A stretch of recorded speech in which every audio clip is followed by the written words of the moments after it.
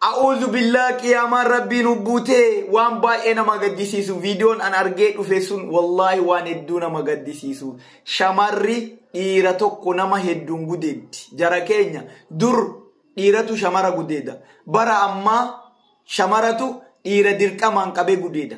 Bar waan hedduu si gaddisiisu. Shamarri sun shamara Itoophiyaati, shamara afaan Oromoo dubbattu, afaan Amaaraas dubbattu. Garuu ani ka jedhu walumaa galatti shamarran sun akkan viidiyoo sanirraa hubachuu danda'etti shamara Oromooti. Shamarri Abashaa yookaan Amaaraa afaan Oromoo dubbattu hin jiru.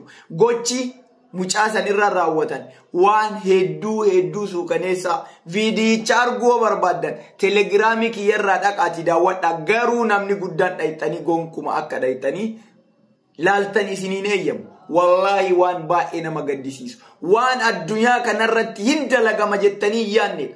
Dhiira tokko nama shamara hedduun qabdee dirqama waan fedha feesiftu goolsifattee sanbooda yakki isarratti jarri dalaydu yakka baay'ee suukaneessaa. Haada morma isaatti qabdee lafarra harkifti. Hancufa afaan fuula isaa irratti ufti.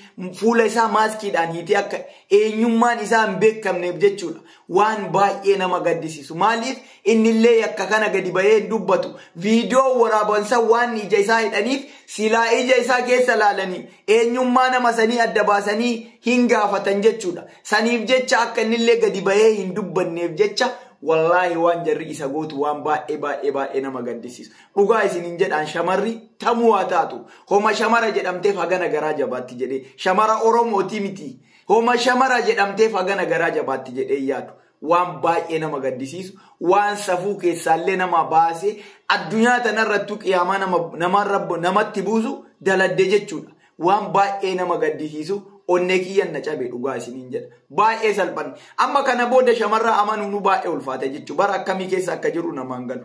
Dhugaa isiniin jedha. Dhaqaatii viidiyoo san laalaa ani baay'ee na gaddisiise. Warri ilaaluu barbaadan.